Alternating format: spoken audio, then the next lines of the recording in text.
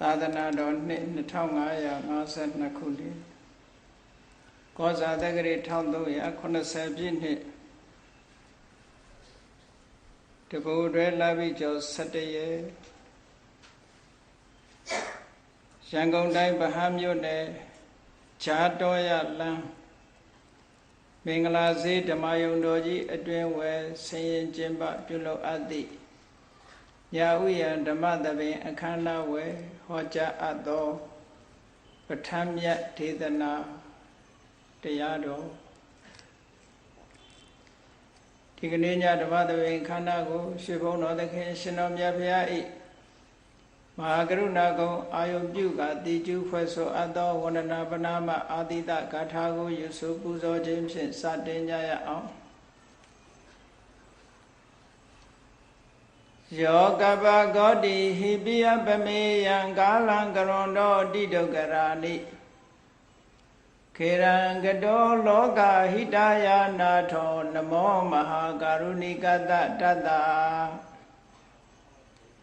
ယောနာထောဝိနိယမြာစွာတတ္တဝါဤချမ်းသာစီးပွားလိုလားတောင်းတဂုံပေါင်းခါသဖြင့်နာထအမြင်ညာခြင်းရှင်တော်မြတ်ဖရာသည်ကပ္ပဂောတိဟိပိဂရေကဘာအရေးအတွက်သင်္ချာတို့ဖြင့်တော်လဲအဘယ်အမိယရေအတွက်တိုင်းတာဖော်ပြခြင်းကမစွမ်းနိုင်ပါသောကာလလေးအသင်ခြေသိမ့်နေကဘာရှိကြသောကာလပတ်လုံးလောကဣတယတတလောကဤအကျိုးစီးပွားအလုံးကအတိဒုက္ခရာနိဥ္စာတဲ့ခြေလက်အင်္ဂါမေတ္တာကြီးမှသမိသာနှင့်တထာဇနီဆွန်ခြင်းကြီးဟုကျက်တိထဝေငါးသွဲအစုအလုံးခဲရင်သောမှုတို့ကိုကရွန်တော်ဖျားဖြစ်ရန်ဤတန်ကြိုးကိုအာထုတ်တော်မူရသည်ဖြစ်၍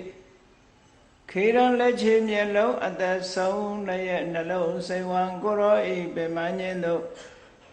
ကတောဘဝတဏ္ဍချိန်ဖန်များစွာရောက်တော်မူကြရရှာလေပြီမဟာကရုဏီကတတတ္တဝါများယင်ဝဲသားကဲ့သို့တနာချစ်ခင်မဟာကရုဏာရှင်ဖြစ်တော်မူသောတသနာတသဝိနည်းများစွာတတ္တဝါဤချမ်းသာစီးပွားလိုလားတောင်းတဂုံပေါင်းခါသဖြင့်နာထမြညာထိုရှင်တော်မြတ်ဖရာအားနမောယုတိပြောင်းပြောမှန်ကိုလျော်၍ကရောယုကျိုးရှိခိုးခြင်းသည်အထုဘဝတုစင်စစ်မသွေဖြစ်ပါစေတည်း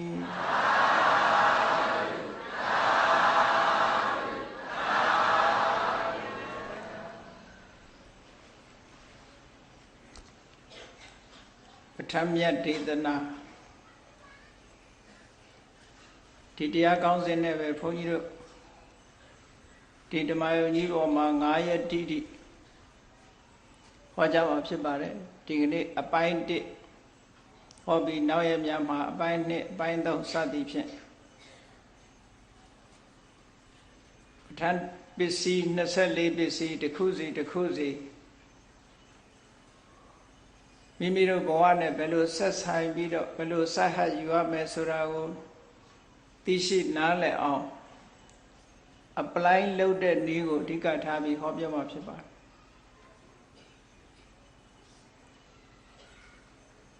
ရှေးဥစွာ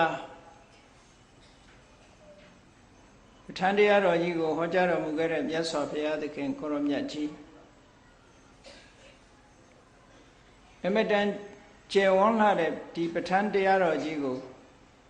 ဆင်ခြင်သုံးသပ်တော်မူတဲ့အခါမှာခန္ဓာကိုယ်တော်ကရောင်ကြီးတော်6သွဲကွန်ပျူတာထွက်ပေါ်တယ်ဆိုတာဘုရားဘာသာဝင်သူတော်စင်တို့အလုံးကြားဘူးနာဝရှိပြီးသားဖြစ်တယ်။ဘာဖြစ်လို့ခန္ဓာကိုယ်ကရောင်ကြီးတော်တွေထွက်ပေါ်ရတယ်လဲလို့ဆိုရင်ဘုရားမြတ်စွာရဲ့ဉာဏ်တော်ကြီးကလည်းအမတန်ကျယ်ဝန်းအမတန်အစွမ်းထက်သိကျင်တာမှန်သမျှကိုသိနိုင်စွမ်းတတ္တိရှိတယ်ပဋ္ဌာန်းကျမ်းကြီးကလည်းထိုဉာဏ်ကြီးကျယ်သလောက်ကျက်စားလို့ရအောင် အဆုံးစကန့်တတ်မရှိအောင်ကျယ်ဝန်းတယ်ကျယ်ဝန်းသည့်အတွက်ကြောင့်မြတ်စွာဘုရားရဲ့ဉာဏ်တော်ကြီးကြီးသလောက်ပဋ္ဌာန်းကြီးကကျယ်သည့်အတွက်ကြောင့်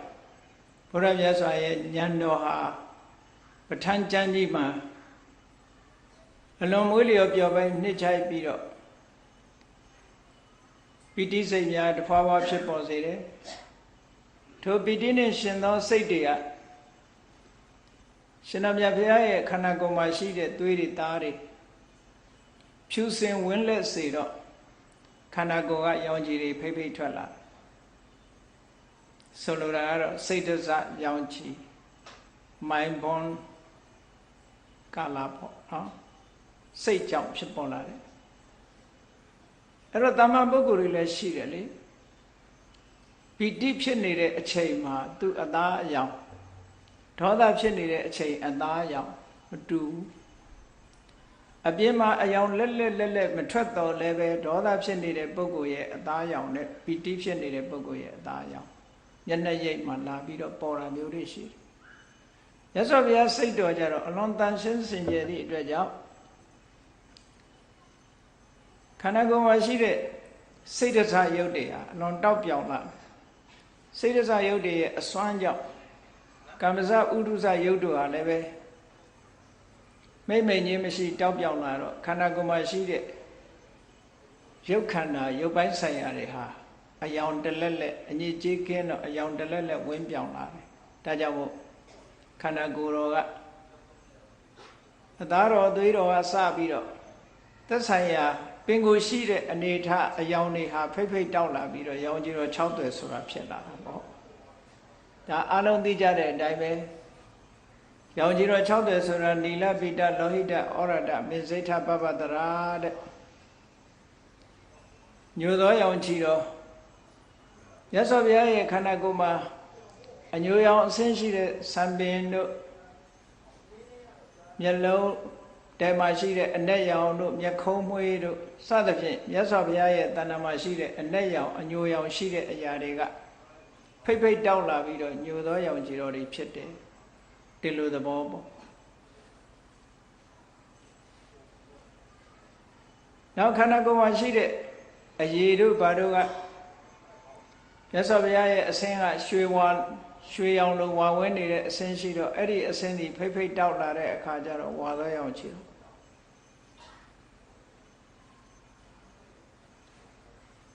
သွားတော်တို့ဘာတို့ကနေဖြူသောရောင်ချီတော်တွေထွက်တယ်သွေးတော်တို့ကနေပြီးတော့ညီသောရောင်ချီတော်ထွက်တယ်နှကန်းတော်တို့လက်ဖွားတော်တို့နီးနေတဲ့အရာတွေမှန်သမျှကပို့ပြီးတော့ညီရဲပြီးလှပလာတဲ့ရောင်ချီတော်တွေဒီလိုထွက်လာနီလပိတလောဟိတဩရတဆိုတဲ့ဒီအကြောင်းတွေဟာတစ်ခုနဲ့တစ်ခုအနီနဲ့အဖြူရောစားလိုက်တဲ့အခါကျတော့ပန်းရောင်ဖြစ်လာတယ်ဒါကပဲမင်းစိတ်ထားလို့ခေါ်ပြီးတော့မောင်းသောရောင်ကြီးတော်လို့ပမာတွေကတော့ပြန်လေးရှိတယ်ပေါ့ရောင်ကြီးတော်တစ်မျိုးထွက်လာတယ်အဲ့ဒီရောင်ကြီးတော်၅မျိုးရောရှက်ပြီးတော့ထွက်လာတဲ့အခါကျတော့ပပ္ပတရာလို့ပြောပြထွက်လာတယ်လို့ဒီပဋ္ဌာန်းတရားတော်ကြီးကိုဆင်ញင်လိုက်တဲ့အခါမှာမြတ်စွာဘုရားဉာဏ်တော်ဟာအမတမစွမ်းရည်တွေထက်မြက်တောက်ပလာပြီးပဋ္ဌာန်းကျမ်းကြီးကလည်းကျယ်ဝန်းနေအနန္တနေရလို့ဆိုတဲ့အတိုင်းပဲမကုံနိုင်တော့အောင်ကျယ်ဝန်းတဲ့နိလန်းတွေပဲမှာဉာဏ်ချက်စားခြင်းတိုင်းချက်စားလို့ရယာဝတ္တကံညေယံတာဝတ္တကညာယံညာနာသိเสียတွေအတိုင်းတာရှိသလောက်သိတဲ့ဉာဏ်ကြီးကလည်းလိုက်ပြီးသိနေတယ်ယာဝတ္တကံညေယံတာဝတ္တကံညာနာလို့ဆိုတာဘုန်းကြီးတို့တွေမှာတော့သိเสียတွေကများပြီးတော့သိတဲ့ဉာဏ်ကအားနည်းနေတယ်ပေါ့မြတ်စွာဘုရားကျတော့သိเสียတွေများသလောက်ဉာဏ်ကြီးကအကုန်လိုက်ပြီးသိနေတယ်လို့တို့ပြောလောကမှာသိเสียများတာတော့မှန်တယ်ပေါ့သို့တော့သိနိုင်တဲ့ဉာဏ်စွမ်းအားကသိเสียမှန်သမျှကိုသိဖို့ဆိုတဲ့စွမ်းအားတော့လူတိုင်းမရဘူးပေါ့အဲ့တော့မြတ်စွာဘုရားကိုယ်တော်မြတ်ကြီးမှာတော့ယာဝတ္တကံညေယံသိเสียတွေများသလောက်တာဝတ္တကံညာဏဉာဏ်တော်ကြီးကလည်းလိုက်ပြီးတော့ကျယ်ဝန်းနေတယ်တဲ့ဟောဒီပဋ္ဌာန်းကျမ်းကြီးကိုဆင်ញင်လိုက်တဲ့အခါကျတော့ ဉာဏ်တော်ကြီးနဲ့သိเสียအာယုန်တွေဟာအံဝင်ခွင်ချဖြစ်သွားလို့ထက္ကရာဆရာကြီးတွေကဥပမာပြထားတယ်အမတန်ကြီးမားတဲ့ဝေလာငါးကြီးတွေဟာမြေချောင်းအင်းအိုင်ထဲမှာဆိုရင်မလူးတာမလွတ်တာကုန်းတင်ကုန်မှာပေါ့ပင်လယ်နဲ့ပိုင်းကြီးတဲ့ရရင်တော့မြေဝေလာငါးကြီးတွေဟာဂျွန်းထိုးပြီးတော့ကူးချင်နိုင်ကူးပင်လယ်ကြီးကအလွန်ကျယ်သည့်အတွက်ကြောင့်လွန်းလွန်ပြီးတော့ကျက်စားနိုင်တယ်တဲ့အဲ့ဒါမျိုးလိုပဲမြတ်စွာဘုရားရဲ့ဉာဏ်တော်ကြီးဟာပဋ္ဌာန်းကျမ်းဆင်ခြင်သုံးသပ်လိုက်တဲ့အခါမှာပဋ္ဌာန်းကျမ်းကြီးကလည်းကျယ်ဉာဏ်တော်ကြီးကလည်းကြီးအဝင်ခွင်ကြဖြစ်ပြီးတော့ပီတိတွေဖြစ်လာလိုက်တာဖြစ်လာတဲ့ပီတိစိတ်ဆွမ်းအားတွေကထုတ်လုပ်လိုက်တဲ့ရုပ်ဟာအလွန်စင်ကြယ်တန့်ရှင်းလာပြီးခန္ဓာကိုယ်ကဖိတ်ဖိတ်ဖိတ်ဖိတ်နဲ့ရောင်ကြီးတော်တွေထွက်လာတယ်လို့ဒီလိုပြောတာနော်အဘိဓမ္မာခုနှစ်ကျမ်းဆင်ခြင်သုံးသပ်တဲ့ယရဏဂရတတ္တဟယရဏစံကြောင်းတော်မှာနေထိုင်ရင်မြတ်စွာဘုရားအဘိဓမ္မာကျမ်းတွေကိုဆင်ခြင်သုံးသပ်ပြီးခုနဝါမြောက်တဲ့အခါကျတော့မှဒီအဘိဓမ္မာတရားကိုဟောကြားတဲ့ထဲမှာအဘိဓမ္မာတရားထဲမှာတော့အကျယ်ဝန်းဆုံးအခက်ခဲဆုံးနည်းနည်းဆုံးလို့ပြောတဲ့ပဋ္ဌာန်းကျမ်းကိုနောက်ဆုံးမှဟောကြားတော်မူခဲ့တယ်အနန္တနယသမန္တပဋ္ဌာနာဤတွေကလည်းဆုံးစားမရှိအောင်ဤမျိုးစုံနဲ့ဟောဒီပဋ္ဌာန်းကျမ်းကြီးကိုမြတ်စွာဘုရားသခင်ကိုရောမြတ်ဟာဤမျိုးစုံနဲ့ခွဲခြမ်းစိတ်ဖြာပြီးတော့ဟောလိုက်တာမဆုံးနိုင်တော့အောင်ကျေဝန်းများပြလာတယ်ပေါ့ဒါဝိဒ္ဓနတ်ပြည်မှာတက်ပြီးတော့ဟောတဲ့ပဋ္ဌာန်းကျမ်းကြီးကအခုဒီကနေ့လူပြည်မှာမှတ်တမ်းတင်ထားတဲ့ပဋ္ဌာန်းကျမ်းနဲ့ပြောင်များစွာကျေဝန်းတယ်လို့ဆိုရလူပြည်မှာရှိတဲ့ပဋ္ဌာန်းကျမ်းကရှင်သာရိပုတ္တရာမထေရမြတ်စီစဉ်ပြီးတော့ထားတဲ့အချင်းမျှတာဖြစ်တဲ့ပဋ္ဌာန်းကျမ်းပဲဖြစ်တယ်ဒါကြောင့်မို့အဘိဓမ္မေဝါစနာမေခောသာရိပုတ္တထေရပဘောတဲ့လူပြည်လူလောကမှာဟောဒီအဘိဓမ္မာကျမ်းတွေရဲ့အစဉ်ဟာအဘိဓမ္မာကျမ်းတွေစီရင်ထားပုံဟာရှင်သာရိပုတ္တရာမထေရမြတ်ရဲ့စီရင်ချက်တွေဖြစ်တယ်ရှင်သာရိပုတ္တရာကစတင်လာတယ်လို့ဒီလိုဆိုတာဒါဝိဒ္ဓမှာဟောတဲ့တရားဆိုရင်ဒီတယ်မကကျေဝန်းများပြားလာတယ်လို့ဒီလိုမှတ်ယူကြရမှာပဋ္ဌာန်းကျမ်းကြီးရဲ့ကျေဝန်းနည်းနည်းပုံကိုသင်ကြားသူတိုင်းဟာအကဲခတ်မိကြပါတယ်ပဋ္ဌာန်းကျမ်းကြီးကိုရှင်းတော့ကလေးကသာသနာတော်မှာနေထိုင်ကြတဲ့ပရိယပฏิပတ်ချင်းချင်းကျုပ်ကိုအထောက်နေကြတဲ့ဆရာတော်တန်ခါတော်တွေဟာပဋ္ဌာန်းကျမ်းကိုလေ့လာကြတယ်သင်ယူကြတယ်ပဋ္ဌာန်းကျမ်းကြီးရဲ့ကျေဝန်းမှုနည်းနည်းမှုခက်ခဲမှုတွေကိုသင်တဲ့ပုဂ္ဂိုလ်တိုင်းသိကြတယ်ဒီဟိုချုံးကမဟာဒိဋ္ဌဓတ္တမထေဆိုတာရှိဂတိခမိယဒိဋ္ဌဓတ္တလို့လည်းခေါ်တယ်အဲ့ဒီမဟာဒိဋ္ဌဓတ္တမထေကဒီဟိုချုံးကနေပြီးတော့အိန္ဒိယသမုဒ္ဒရာကိုဖြတ်ပြီးအိန္ဒိယနိုင်ငံဗုဒ္ဓဂယာမဟာဗောဓိကိုရှိခိုးပူဇော်ဖို့ဆိုပြီးတော့ထိုခေတ်ကလှေသင်းမောကိုစီးပြီးတော့သွားခဲ့စဉ်ပင်လယ်ကြီးကိုမြင်ရင်သူစဉ်းစားဆင်ခြင်မိတာတော့ဒီပင်လယ်ကြီးဟာသူ့ရဲ့မျက်စိတစ်စုံအမတန်မှကျယ်ပြောလာတယ်ပင်လယ်ကြီးပါလား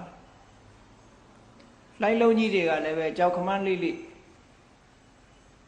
ပင်လယ်ထဲမှာလှိုင်းလုံးကြီးတွေဖုံးပြီးတော့အမတန်ကြီးမားတဲ့လှိုင်းလုံးကြီးတွေနဲ့ပြည့်နေနေတဲ့မျက်စိတစ်စုံမဆုံးနိုင်အောင်ရှိတဲ့ပင်လယ်ပြင်ကြီးကိုကြည်ရင်ကနေပြီးတော့ဘာသွားစဉ်းစားမိတော့ဆိုရင်မြတ်စွာဘုရားဟောကြားတော်မူခဲ့တဲ့ပဋ္ဌာန်းကျမ်းကြီးနဲ့စိတ်ထဲမှာသွားနှိုင်းယှဉ်ပြီးရတာဖြစ်နေတယ်ပင်လယ်ပြင်ကြီးကကျယ်တော့ကျယ်တယ်နဲ့လည်းနဲ့တယ်သို့တော့ပင်လယ်ဆိုတာဟိုဘက်ကန်းဒီဘက်ကန်းရှိနိုင်သေးတယ်ပေါ့ အနက်ဆိုတာလည်းပဲအတိုင်းအတာတစ်ခုအရာပြောလို့ရသေးတယ်ပင်လေကျမ်းပြေဆိုတာရှိသေးတယ်မြတ်စွာဘုရားဟောထားတဲ့ပဋ္ဌာန်းကျမ်းကြီးကြတော့ဒီလိုအကန့်အသတ်ကိုမရှိနိုင်လောက်အောင်ကျဲလဲကျဲနဲ့လဲနဲ့ပါပြီတယ်ညာနဲ့စေစားပြီးတော့ကြည့်လိုက်တဲ့အခါပင်လေကြီးမှာလှိုင်းလုံးတွေရှိတယ်လို့ပဋ္ဌာန်းကျမ်းကြီးမှာလည်းပဲအမတန်များပြားလာတဲ့နီးနေရတွေရှိတယ်လို့ဆိုတာကိုပင်လေကြီးကိုကြည်ရင်နဲ့ပဋ္ဌာန်းကျမ်းကြီးကိုဆင်ញင်လိုက်တာပီတိတွေဖြစ်လာ။အော်ပင်လေရဲ့ကျဲတဲ့ပဋ္ဌာန်းကျမ်းကြီးပါလားဆိုပြီးတော့မြတ်စွာဘုရားရဲ့ဉာဏ်တော်ကြီးကိုပဋ္ဌာန်းဒေသနာတော်ကြီးနဲ့မြတ်စွာဘုရားရဲ့ဉာဏ်တော်ကြီးကိုမှန်းဆကြည်ညိုရင်းပီတိတွေတသိမ့်သိမ့်ဖြစ်လို့အဲ့ဒီထိုပီတိတွေကိုဝိပဿနာတင်ပြီးတော့ရှုဆင်ခြင်လိုက်တဲ့အခါသို့မဟုတ်ပီတိကိုခွာပြီးတော့ဝိပဿနာကျင့်စဉ်ကိုကျင့်နေကြအတိုင်းဆင်ခြင်သုံးသပ်လိုက်တဲ့အခါမှာယဟန္တာဖြစ်သွားတယ်လို့ဒီလိုဆိုတာပေါ့အဲ့တော့ပဋ္ဌာန်းကျမ်းကြီးရဲ့ကျယ်ဝန်းနယ်နှဲမှုကိုဆင်ခြင်စဉ်းစားမိတဲ့ပုဂ္ဂိုလ်တိုင်းဟာပီတိဖြစ်မိကြမှာပါ။အော်ဒီလောက်အံ့ဩဖွယ်ကောင်းလာတဲ့ဤစနစ်တွေနဲ့မြတ်စွာဘုရားဟောထားခဲ့တယ်မြတ်စွာဘုရားရဲ့ဉာဏ်တော်ကြီးဟာအလွန်အံကမန်းပါလားဒေသနာတော်ကိုကြည်ရင်မြတ်စွာဘုရားရဲ့ဉာဏ်တော်ကိုမှန်းဆကြည်ညိုနိုင်ကြတယ်ဒီနေရာမှာပဋ္ဌာနာလို့ဆိုတာဗမာပြည်မှာတော့ဘာသာမပြန်မဲနဲ့ပဋ္ဌာနာဆိုတဲ့စကားလုံးကိုပဋ္ဌာန်းလို့ပဲဒီလိုဘာသာပြန်ပြီးတော့ခေါ်နေကြတယ်အဲ့တော့ပဋ္ဌာနာရဲ့အဓိပ္ပာယ်ကဘာလဲ literal meaning ကိုသိဖို့လိုတာပေါ့ပတ်ဆိုတာမျိုးစုံအမျိုးမျိုးလို့အဓိပ္ပာယ်ရတယ်ပရဲ့အဓိပ္ပာယ်ကမျိုးမျိုးလို့အဓိပ္ပာယ်ရတယ်ဌာနကအကြောင်းတရားတွေအမျိုးမျိုးသောအကြောင်းတရားတွေနဲ့စုပေါင်းပြီးတော့အကျိုးတရားတွေကိုထုတ်လုပ်နေပုံကိုအကြောင်းအမျိုးမျိုးကိုရှင်းလင်းပြတဲ့ဒေသနာတော်ကြီးကိုပဋ္ဌာနာလို့ဒီလိုနာမည်ပေးတာเนาะဒါအဓိပ္ပာယ်တနည်းအားဖြင့်ဖွင့်ဆိုတာနောက်တနည်းကပဋ္ဌာနာဆိုတဲ့စကားလုံးကြီးခွဲခြားစိတ်ဖြာကြည့်ရှုခြင်းဆိုတဲ့အဓိပ္ပာယ်ရဝိပဿနာထမြတ်စွာဘုရားအရာခသိန်းကိုခွဲခြားစိတ်ဖြာပြီးတော့ဟောကြားလေးရှိတယ်တာမန်ပုဂ္ဂိုလ်တွေကကြည့်လိုက်မယ်ဆိုရင်တစ်ခုလိုပဲမြင်ကြတယ်ပေါ့။ဘာဖြစ်လို့လဲဆိုခွဲခြားစိတ်ဖြာနိုင်စွာမရှိဘူး။ကြည့်သိပ္ပံပညာရှင်တွေတာမန်ပုဂ္ဂိုလ်တွေကကြည့်ပေါ့ရေလို့ပဲသိတယ်။သိပ္ပံပညာရှင်တွေကြတော့ဘာတော့ H2O လို့ပြောကြတယ်။ဟောရေထဲမှာဖွဲ့စည်းထားတဲ့အရာနှစ်ခုကိုသိတယ်သူတို့။ဒါစမ်းသပ်ကြည့်လို့သိနော်။မြတ်စွာဘုရားကျတော့ရေဆိုတဲ့ထဲမှာရုပ်၈ခုရှိတယ်ဆိုတော့ခွဲပြတယ်ရေဆိုတာ၈ခုအပေါင်း unity of 8 material quality ပေါ့ရုပ်၈ခုတို့ရဲ့အပေါင်းကိုရေလို့ခေါ်တာသူတို့က2မျိုး3မျိုးပဲတွေ့တယ် H2 ဆိုတော့ hydrogen က2မျိုးနဲ့ oxygen 1မျိုး3မျိုး atom 3မျိုးပေါင်းထားတာကိုရေလို့သူတို့ကဒီလိုဆိုကြတယ်ပေါ့သိပ္ပံပညာမြတ်စွာဘုရားကြတော့အထက်ကလယုတ်၈ခုလို့ခေါ်တဲ့ unity of 8 material quality အဲ့ဒီ၈ခုပေါင်းထားတာကိုရေလို့ပြောတာဟောပဋ္ဌာန်းဆိုတဲ့ဒီအဘိဓမ္မာဒေသနာတော်တွေဟာဒီလိုအရာခတ်သိမ်းကိုတဘာဝတရားတွေကိုခွဲခြားစိတ်ဖြာပြီးတော့မြင်လေးရှိတယ်ခွဲခြားစိတ်ဖြာပြီးတော့ဟောတယ်ဒါကြောင့်မလို့ပဋ္ဌာနာဆိုတာကြတော့မြတ်စွာဘုရားကအကြောင်းတရားတွေနဲ့အကျိုးတရားတွေဟာဘယ်လိုဆက်သွယ်ပြီးတော့အကြောင်းတရားတွေကအကျိုးတရားတွေကိုဘယ်လိုပံ့ပိုးထားတယ်ဘယ်လိုဖြစ်စေတယ်ဘယ်လိုတည်ထံ့အောင်ထောက်ပံ့ကူညီနေတယ်ဆိုတဲ့သဘာဝတွေကိုရှင်းပြတကယ်တော့ကြည့်မယ်ဆိုလို့ရှိရင်မြတ်စွာဘုရားကရှင်းပြတာတတ္တလောကကြီးအကြောင်းနဲ့ဩဃတလောကကြီးအကြောင်းရှင်းပြတာပါတတ္တဝါအလုံးဟာဟောဒီပဋ္ဌာန်း24ပစ္စည်းတွေအကြောင်းတရားတွေအကျိုးတရားတွေနဲ့နေစဉ်နေကြတာကိုယ်ကတတိမထားမိဘူးပေါ့ဒါကြောင့်မို့လို့အလုံးရဲ့ daily life မှာ24နာရီမှာ24ပစ္စည်းနဲ့နေကြတာလို့ပြောလို့ရတယ်ပေါ့ 24ပစ္စည်းရဲ့ထောက်ပံ့တဲ့လူတွေက24နာရီမှာအသက်ရှင်နေကြ24ပစ္စည်းရဲ့ထောက်ပံ့ခင်းပြီးတော့အသက်ရှင်တာမရှိဘူးပေါ့ဒါ24ပစ္စည်းဆိုတာမတူတာလေးတွေကိုပြောတာသို့တော်ဒီ24မျိုးတင်အထောက်ပံ့ပေးနိုင်တာမဟုတ်ဘူးတဲ့တစ်မျိုးတစ်မျိုးဆိုရင်အကြောင်းပေါင်းမြောက်များစွာထောက်ပံ့ပြီးတော့သွားတာအဲ့ဒီအကြောင်းတွေကိုနီးမျိုးစုံအောင်အကြောင်းနဲ့အကျိုးတွေဆက်သွယ်မှုတဘာဝတရားတွေကိုရှင်းပြတာဟာဒါပဋ္ဌာန်းပဲအဲ့ဒီပဋ္ဌာန်းလို့ဆိုတဲ့ပဋ္ဌာန်းကျမ်းကြီးကရှင်းပြတော့မယ်ဆိုတော့မြတ်စွာဘုရားကခေါင်းစည်းလေး24ခုပေးထား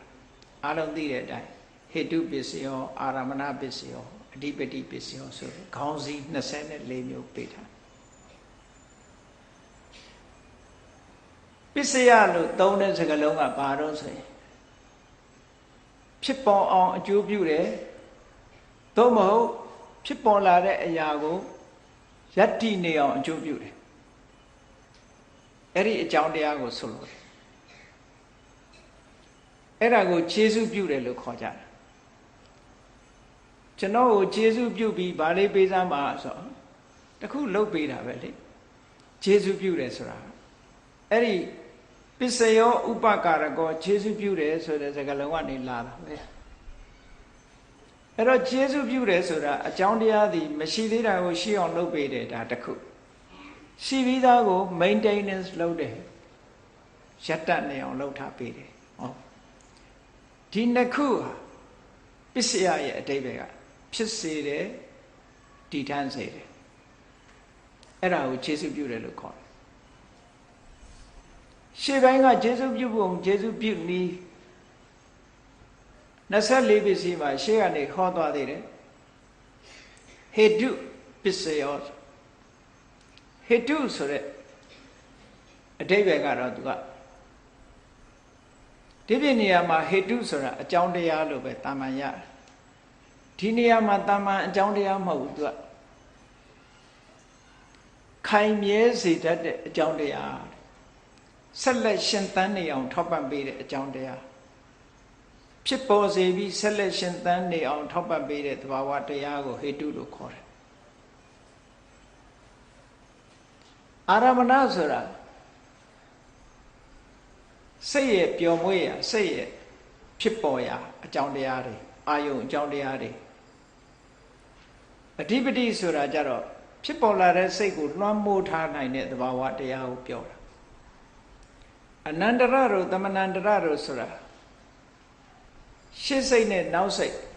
ရှေ့ပိုင်းမှာဖြစ်တဲ့နန္တရားနဲ့နောက်ပိုင်းမှာဖြစ်တဲ့နန္တရားတွေရဲ့အကြားမှာဘာမှအခြားအကွယ်မရှိပဲနဲ့ရှေ့တရားကနောက်တရားကိုခြေစုပြုတဲ့သဘောကိုပြောတယ်အဲ့လို24ပစ္စည်းမှာဆိုင်ရာသဘာဝတရားတွေနဲ့မြတ်စွာဘုရားက24မျိုးလို့ခြေစုပြုပုံခြေစုပြုနည်း24မျိုးကိုခေါင်းစည်းလေးချမှတ်ပြီးတော့မြတ်စွာဘုရားပေးတယ်ပေးပြီးတဲ့အခါကျတော့မှအသေးစိတ်တစ်ခုစီဟောအဲ့ဒီထဲမှာအဘိဓမ္မာထသင်္ဃဟာကျမ်းမှာ24ပစ္စည်းကိုအကျဉ်းချုပ်လိုက်လို့ရှိရင်တဲ့အာရမဏပစ္စည်းကမ္မပစ္စည်းဥပနိဒေယပစ္စည်းအဋ္ဌိပစ္စည်းလို့အာရမဏဥပနိဒေယကမ္မအဋ္ဌိအဲ့ဒီ၄ပစ္စည်းထဲမှာဆိုင်ရာပစ္စည်းတွေအားလုံးဟာအကျုံးဝင်သွားတယ် including ဖြစ်သွားတယ်ပေါ့24ပစ္စည်းကိုခြုံပြောရင်တော့၄မျိုးနဲ့ခြုံပြောလို့ရတယ်လို့ဆိုပြီးတော့အဘိဓမ္မာထသင်္ဃကျမ်းမှာပြထားတာရှိတယ်ဘုန်းကြီးတို့ဒီ24ပစ္စည်းကို၄ပစ္စည်းခြုံပြောတဲ့နည်းတဲ့ပို့ပြီးတော့နောက်ထပ်ခြုံပြောလို့ရအောင်မလားလို့စဉ်းစားပြီးတော့ကြည့်လိုက်တဲ့အခါကျတော့ထပ်ခြုံလို့ရသေးတယ်ဆိုတာတွေ့ရတယ်ထပ်ပြီးတော့ဘယ်လိုခြုံမလို့ဆိုရင်အဋ္ဌိနဲ့နတ္ထိနှစ်ခုတည်းအကုန်ဝင်သွားနိုင်တယ်တဲ့24ပစ္စည်းဟာအဋ္ဌိအမျိုးအစားဆိုတာအကြောင်းတရားနဲ့အကျိုးတရားနှစ်ခုစလုံးရှိနေခိုင်းမှာအထောက်အကူပြုတယ်ခြေစုပြုတယ်အဲ့ဒါအဋ္ဌိအမျိုးအစားလို့ခေါ်တယ် အကြောင်းတရားကလည်းရှိနေခိုင်းဖြစ်ရမယ်အကျိုးတရားကလည်းရှိနေခိုင်းဖြစ်ရမယ်အဲ့ဒီရှိနေခိုင်းမှာကျေစုပြုတာဟာအဋ္ဌိပစ္စည်းပဲ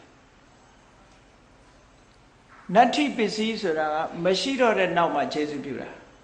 သူကရှိနေခိုင်းမှာကျေစုမပြုဘူးအကြောင်းတရားဟာလုံးဝချုပ်ငြိမ်းသွားတော့မှအကျိုးတရားပေါ်လာတာဟောဒါနတ္ထိအဲ့တော့အဋ္ဌိအုပ်စုနဲ့နတ္ထိအုပ်စုနှစ်ခုပဲရှိတယ်ဒါထပ်ပြီးတော့ခြုံလိုက်မယ်ဆိုဒီအဋ္ဌိနတ္ထိဆိုတာဒီပြည့်နေရာမှာဆိုရင်တော့ philosophical term ပဲတာမန်ရှိတယ်မရှိဘူးဆိုတာမဟုတ်ပဲတဲ့ဒီ24ပစ္စည်းမှာလည်းပဲမြတ်စွာဘုရားကအဋ္ဌိနတ္ထိလို့ထပ်ပြီးတော့ဟောထားတာဟာအယူဝါဒရေးရနဲ့ပတ်သက်လာလို့ရှိရင်ဟောဒီအဋ္ဌိနတ္ထိဆိုတဲ့စကားလုံးနှစ်ခုကဘာကိုဥတည်ပြီးတော့ပြောတာတုံးဆိုအဋ္ဌိဆိုတာထာဝရရှိနေတဲ့အရှိကိုအဋ္ဌိနတ္ထိဆိုတာထာဝရရှိနေတာမဟုတ်တာကိုနတ္ထိဒီတဘောကိုပြောတာနော်ဒီဝါရရေးရမှာဆိုလို့ရှိရင်သူကဘာနဲ့ဆက်ဆက်ပြီးပြောတော့ဆိုအဋ္ဌိဆိုတာအတ္တလို့ဆိုတဲ့ထင်မြင်ယူဆချက်ကလေးတစ်ခုလူတွေရဲ့သက်ရှိတ attva တွေထဲမှာဆိုးဆိုတဲ့အတ္တဆိုတဲ့ခိုင်မြဲတဲ့အရာလေးဟာထာဝရရှိတယ်လို့ယူဆတာအဋ္ဌိထာဝရမရှိဘူးဖြစ်ပြီးရင်နောက်ကြတော့ပြတ်သွားတာပဲပြီးတော့လည်းဘယ်တော့မှပေါ်မလာတော့ဘူးထာဝရမရှိတော့ဘူးဆိုတဲ့အယူဆတစ်ခုကနတ္ထိတဲ့အဋ္ဌိဆိုတာတတ္တတဝါဒကိုရည်ညွှန်းပြီးတော့ပြောတယ်နတ္ထိဆိုတာဥစ္စေတဝါဒကိုရည်ညွှန်းပြောတယ်ဒါကအယူဆရေးရနဲ့ပတ်သက်တဲ့အဋ္ဌိနတ္ထိပဋ္ဌာန်းမှာလာတဲ့အဋ္ဌိနတ္ထိကဒီအိဗယ်မဟုတ်ဘူးနော်အဋ္ဌိဆိုဒီမှာအကြောင်းတရားရောအကျိုးတရားရောနှစ်ခုစလုံးရှိနေတဲ့အခိုက်မှာအကြောင်းတရားကအကျိုးတရားကိုကျေစုပြုတယ်နတ္ထိဆိုတာတော့မရှိတော့မှကျေစုပြုတယ်လို့ဟောဒီသဘာဝနှစ်ခုခွဲခြားမှတ်သားထားဖို့ပေါ့24ပစ္စည်းကိုအချင်းချုပ်လိုက်လို့ရှိရင်ဟောဒီနှစ်မျိုးထဲမှာအလုံးဝင်သွားနိုင်တယ်ပေါ့ကဲကောင်းပြီဒီနေ့ပြီးနိုင်တယ်များပြီးအောင်ဘုန်းကြီးတို့ဟေတုပစ္စည်းအကြောင်းပြောအလုံးတရားချစ်ခင်သူတော်စင်ပြိဿတ်တို့ပဋ္ဌာန်းကိုရွတ်တဲ့ပုဂ္ဂိုလ်တွေတော်တော်များပါတယ်။ဘာရည်ရွယ်ချက်နဲ့ရွတ်တယ်ဆိုတာတော့ရွတ်တဲ့ပုဂ္ဂိုလ်တိုင်းမှာပဲသိပဲ။သို့သောမှန်ကန်တဲ့ရည်ရွယ်ချက်နဲ့ရွတ်ဖို့တော့လိုအပ်တယ်ပေါ့နော်။ရွတ်တယ်ဆိုတဲ့နေရာမှာတချို့ကအန္တရာယ်ကင်းလို့ဆိုပြီးတော့ရွတ်တာရှိတယ်။စီးပွားတက်လို့ဆိုတာရွတ်တာရှိတယ်အန္တရာယ်ကင်းကျင်လို့ဆိုတာလဲလူဆန္ဒပဲစီးပွားတက်ချင်တယ်ဆိုတာလဲလူဆန္ဒလူရဲ့ဆန္ဒတွေအမျိုးမျိုးပေါ့လေပဋ္ဌာန်းကျမ်းကြီးကိုပူဇော်ခြင်းလို့ရွတ်တယ်ဆိုတဲ့ပုံကိုလည်းရှိကောင်းရှိနိုင်တယ်ပေါ့အထူးသဖြင့်မြန်မာပြည်မှာအထက်ကရာဆရာကြီးတွေကပြောခဲ့တယ်အဲ့ဒီစကားဟာမြန်မာလူမျိုးတွေသိနေကြတယ်တနေ့တစ်ချိန်ကျတော့မြတ်စွာဘုရားဟောကြားတော်မူခဲ့တဲ့တရားတော်ကြီးတွေကွယ်ပြောက်သွားလိမ့်မယ်ကွယ်ပြောက်တဲ့အခါမှာအဘိဓမ္မာတရားကစပြီးကွယ်လိမ့်မယ်အဲ့ဒီအဘိဓမ္မာ9ကျမ်းမှာလည်းပဋ္ဌာန်းကျမ်းကြီးကစကွယ်မယ်ဆိုတော့မကွယ်အောင်ပဋ္ဌာန်းပွဲတွေလုပ်ပြီး20အတန်20ရွတ်နေတာလည်းဖြစ်ကောင်းဖြစ်နိုင်တယ်ပေါ့ရည်ရွယ်ချက်ကတော့အဲ့တော့ရွတ်တဲ့ပုဂ္ဂိုလ်တွေစီမံတဲ့ပုဂ္ဂိုလ်တွေရဲ့ရည်ရွယ်ချက်ကတော့ဒါပုဂ္ဂိုလ်တွေဆိုင်ရာရည်ရွယ်ချက်ပဲပြောရပေါ့သို့တော့ကောင်းမွန်တဲ့ရည်ရွယ်ချက်နဲ့ရွတ်ကြမယ်ပူဇော်ကြမယ်ဆိုရင်အမှန်တမ်းကောင်းပါတယ်တချို့ကလည်းရှိပဲပေါ့ကသဗ္ဗမြတ်စွာဘုရားလက်ထက်တုန်းကအဘိဓမ္မာတရေဆယ်ပြီးလှိုင်ကူထဲမှာယဟန်တော်တွေအဘိဓမ္မာတရေဆယ်နေကြတယ်အဘိဓမ္မာတရားရဲ့အတိတ်အနဲ့အလေးအနက်ကိုမသိတဲ့အတိတ်ပဲကိုနားမလဲတဲ့လင်းတို့သား900ဟာအဘိဓမ္မာတရားတန်တွေကိုကြားရင်ကနေပြီးတော့စိတ်ကြည်နူးမှုရတယ်အဲ့ဒီကောင်းမှုကြောင့်ဂေါတမမြတ်စွာဘုရားလက်ထက်မှာအမျိုးကောင်းသား900လာဖြစ်ပြီးတော့ရှင်သာရိပုတ္တရာထံကအဘိဓမ္မာတပည့်တွေပထမဆုံးအဘိဓမ္မာ9ကျမ်းကိုသင်ခွင့်ရတဲ့ယဟန်900လာဖြစ်လာတဲ့ဆိုတဲ့ story ကိုလည်းပဲဗမာတွေတော်တော်များများသိထားကြတယ်တချို့ကလည်းအဲ့ဒီပဋ္ဌာန်းတန်ကလေးကြားလို့ရှိရင်လင်းတို့တွေအားကြပြီးတော့ပေါ့လေလင်းတို့သားလို့ဒီလိုများဖြစ်မလားလို့အဲ့တော့အဲ့လောက်လေးတွေမလုပ်ပါနဲ့နော်လင်းတို့ဆိုတာတရိစ္ဆာန်ပဲကိုကတရိစ္ဆာန်အဆက်မှမဟုတ်ပဲ အဲ့တော့ရွတ်ထားမျိုးမဟုတ်ဘဲနဲ့အဓိပ္ပာယ်နားလည်လိုက်မယ်ဆိုရင်ပိုမကောင်းပိုကောင်းတာပေါ့အဓိပ္ပာယ်နားလည်မယ်ဆိုရင်ပိုမကောင်းဘူးလားကောင်းတယ်ဒါကြောင့်မို့လို့အဓိပ္ပာယ်နားလည်အောင်ကြိုးစားလို့မှကြည့်မယ်ဆိုလို့ရှိရင်အန္တရာယ်ကင်းဖို့ရွတ်ထားတို့စီးပွားတက်ဖို့ရွတ်ထားတို့ဆိုတာမဟုတ်တော့ဘူးသူကအန္တရာယ်ကင်းတယ်ဆိုတာအခြားနည်းတွေအန္တရာယ်ကင်းတာဒါပြင်ပဋ္ဌာန်းကျမ်းရွတ်လို့အန္တရာယ်ကင်းတာမရှိဘူးလို့ပြောတာမဟုတ်ဘူးပဋ္ဌာန်းကျမ်းကြီးကိုရွတ်လိုက်လို့ရှိရင်ပဋ္ဌာန်းဒေသနာတော်ကြီးကိုဘုရားလက်ထက်ကနာခဲ့ရတဲ့တက်တန်းရှိတဲ့နတ်တွေရှိတယ်ရှိတော့အဲ့ဒီနတ်တွေကအေးဘုရားလက်ထက်တုန်းကငါနာခဲ့ရတဲ့အတန်မျိုးခုကြားတယ်ဆိုပြီးတော့သူတို့ကလာနာခြင်းနာမှာပေါ့အဲ့ဒါလို့တကိုးကြီးတဲ့နတ်ကလာနာလို့ရှိရင်ခုနတော့ကအနောက်ရှက်ပေးခြင်းနဲ့ဒီနတ်ဆိုးတွေဘာတွေကထွက်ပြေးကုန်တာပေါ့သူကသူဟောအန္တရာယ်ကင်းသွားတာပေါ့ဒီလိုလဲရှိတာပေါ့နော်ခုခေတ်မှာလူကြီးတွေလာတယ်ဆိုရင်ပြေးရတယ်လို့ပေါ့နော်ရှင်းပြီးသားဖြစ်သွားတယ်လေအဲ့ဒါလိုပဲတကိုးကြီးတဲ့နတ်တွေလာလို့ရှိရင်အနောက်ရှက်ပေးခြင်းနဲ့ပါဝါအားနေတဲ့နတ်ဆိုးတွေနတ်မိတ်ဆာတွေကဖယ်သွားတယ်အဲ့ကြတော့အန္တရာယ်ကင်းတာပေါ့ဒီလိုတော့အန္တရာယ်ကင်းတယ်သို့သောကိုလှုပ်တဲ့အလုပ်ကမကောင်းတဲ့အလုပ်ကိုလုပ်ပြီးတော့ဟေတုပစ္စယောနဲ့ကာကွယ်ရင်တော့လည်းသိတော့မဟုတ်တော့ဘူးမန္တန်သဘောမျိုးလို့ယူဆပြီးတော့ရွတ်ရင်တော့လည်းသိတော့မကောင်းဘူးပေါ့အဲ့တော့ရွတ်တယ်ဆိုတာရည်ရွယ်ချက်မှန်မှန်နဲ့ရွတ်မှကုသိုလ်လည်းရမယ်ပေါ့နော်တကယ်စဉ်းစားဆင်ခြင်ပြီးတော့ရွတ်မယ်ဆိုလို့ရှိရင်ပဋ္ဌာန်းရွတ်ရင်ရွှေရင်မြတ်စွာဘုရားရဲ့ဉာဏ်တော်ကြီးကိုလည်းသိလာလူဘဝနေရတာလည်းပဲဟောဒီအကြောင်းတွေနဲ့အကျိုးတွေနဲ့နေလာတာဗမာစကားမှာပြောလို့ရှိတယ်မို့လားအကြောင်းညင်ညွတ်ရင်အကြောင်းညင်ညွတ်ရင်လည်းပြောတာအကြောင်းညင်ညွတ်အောင်လုပ်ဖို့ပဲလိုတာပေါ့အကြောင်းညင်ညွတ်ရင်ကျွန်တော်လည်းပြင်ကလာခဲ့ပါမယ်အကြောင်းညင်ညွတ်ရင်ဟောအကြောင်းဆိုတာညင်ညွတ်မှဖြစ်တာအဲ့ဒီအကြောင်းတွေကိုနားလည်လို့ရှိရင်အကြောင်းကိုညင်ညွတ်အောင်ဖန်တီးလို့ရတယ်တဲ့ကြည့်လေလူဖန်တီးလို့ရတာအကြောင်းညင်ညွတ်အောင်ဘယ်လိုလုပ်တော့ဆိုရင်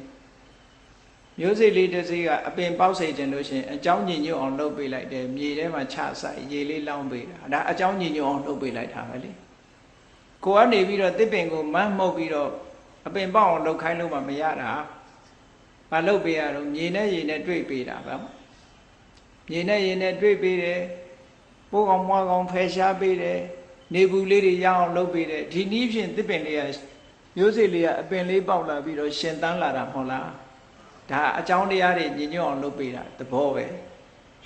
အဲ့ဒါလိုပဲပဋ္ဌာန်းတရားတော်တွေရဲ့သဘာဝကိုသိလာလို့ရှိရင်ကိုယ်စိတ်ထဲမှာဖြစ်ပေါ်လာတဲ့အခြေအနေအရရဟာဘာကြောင့်ဖြစ်တယ်ဆိုတာကိုနားလေသဘောပေါက်လာ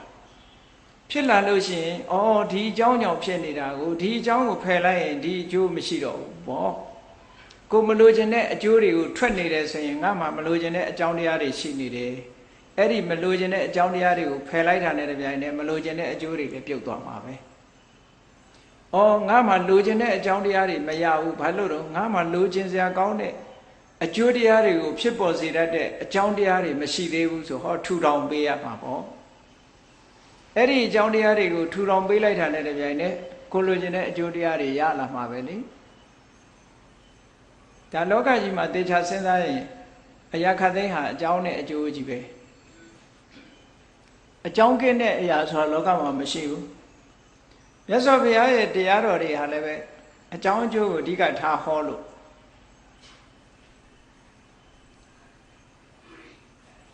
ပထမဆုံးအခြေခံအဖြစ်မြတ်စွာဘုရားသခင်ကိုရောမြတ်ကသစ္စာ၄ပါးကိုဟောတယ်သစ္စာ၄ပါးဆိုတာကြည့်လေဒုက္ခဆိုတာတလောကကြီးကိုမြတ်စွာဘုရားဒုက္ခလို့နာမည်တက်လိုက်တယ်ဘာဖြစ်လို့ဒုက္ခလို့နာမည်တက်တာတော့ဆိုဆင်းရဲလို့ဒုက္ခလို့ပြောတာမဟုတ်ဘူးဒီထဲမှာချမ်းသာတာတွေလည်းပါတယ်နော်ဘာဖြစ်လို့ဒုက္ခလို့နာမည်တက်လိုက်တယ်လဲလို့ဆိုရင်ဒုဆိုတာခြေနှက်เสียမကောင်းဘူးခကကိုထင်တဲ့အတိုင်းဘာမှမရှိဘူးအဲ့ဒီအထိပ္ပယ်နဲ့ဟောတာဒုက္ခရဲ့အထိပ္ပယ်ဒု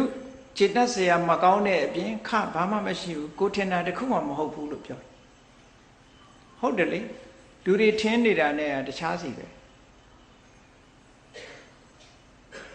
ကိုယ်တဏ္ဍကိုတွေးပြီးတော့ငါလို့ထင်နေတယ်တကယ်တော့ငါဆိုတာပြเสียလည်းဘာမှမရှိဘူးပြเสียမရှိသည့်အတွက်ခြေတတ်เสียမကောင်းအဲ့ဒီစကားလုံးနှစ်ရပ်ပေါင်းစပ်ပြီးတော့ဒုက္ခလို့ဟောထားတာအဲ့တော့ဒုက္ခဆိုတာအကြောင်းကြောင့်ဖြစ်လာတဲ့အကျိုးတရားတွေအလုံးကိုရည်ညွှန်းပြီးတော့မြတ်စွာဘုရားဟောထားတာအဲ့ဒီဒုက္ခမှာဆိုင်ရာအကြောင်းတရားကိုဒုက္ခသမုဒယလို့သစ္စာ၄ပါးမှာအဓိကအားဖြင့်တဏှာကိုဟောတယ်သို့သောနိဗ္ဗိဒဘာဂိယတုတ်မှာကြတော့ဒုက္ခသမုဒယကိုပရိစ္ဆသမုပ္ပါထည့်ဟောတယ်မြတ်စွာဘုရားဒါလည်းတတိထားเสียအချက်တစ်ခုပဲเนาะတဏှာဆိုတာအဓိကပဓာနာခေါင်းစဉ်တက်ပြီးတော့ဟောတာတဏှာကသာဒုက္ခသမုဒယအဝိဇ္ဇာတို့ကဒုက္ခသမုဒယမဟုတ်ဘူးလို့ပြောလို့မရဘူးဆင်းရဲတဲ့အကျိုးလူချင်းစရာမကောင်းတဲ့တန်တရားထဲမှာဖြစ်ပေါ်လာတဲ့အကျိုးတရားတွေကိုထုတ်လုပ်တာမှန်သမျှဟာဒုက္ခသမုဒယတွေကြီးပဲလို့ဒီလိုနားလည်ရအဲ့တော့မြတ်စွာဘုရားတရားတော်ဒီသစ္စာ၄ပါးမှာဒုက္ခနဲ့ဒုက္ခသမုဒယကိုဟောကြတဲ့ကအကြောင်းတရားနဲ့အကျိုးတရားကိုဟောတယ်ဆိုတာထင်ရှားတယ်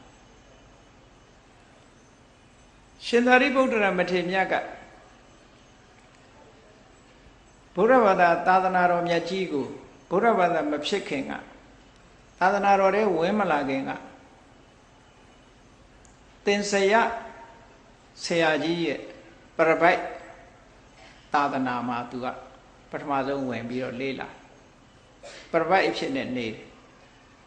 သူဝါဒတွေလေးလာရင်ကနေပြီးတော့အနှစ်သာရမရှိဘူးဆိုတာသိလို့အနှစ်သာရရှိတဲ့တရားကိုဆက်လက်ရှာဖွေနေတာနောက်ဆုံးမှာပိဿဝဂ္ဂိ၅ပါးထဲကအငယ်ဆုံးဖြစ်တဲ့ရှင်အတ္တစီနဲ့တွေ့တော့ဘုရားရဲ့ဝါဒအချင်းချင်းပြောပြပါဆိုတော့ဒီအကြောင်းနဲ့အကျိုးပဲပြောတာပဲယေဓမာဟိတုပ္ပဘဝတေတံဟိတုံတထာဂတောအကြောင်းကြောင့်ဖြစ်လာတဲ့အကျိုးတရားတွေရှိတယ်အဲ့ဒီအကျိုးတရားတွေရဲ့အကြောင်းကိုမြတ်စွာဘုရားဟောပါတယ်ဆိုတော့ဟောဒုက္ခနဲ့ဒုက္ခသမုဒယဟောတယ်လို့ပြောတာဒီလိုဆိုလို့လားအဲ့တော့ဒီလောက်ကလေးပြောလိုက်တာနဲ့သူညံပွင့်သွားတယ်ဘလောက်ထိပွင့်သွားလဲဆိုရင်မှားယွင်းနေတဲ့အယူဆတွေလုံးဝကင်းသွားတယ်တန်တရားလုံးဝကင်းသွားတယ်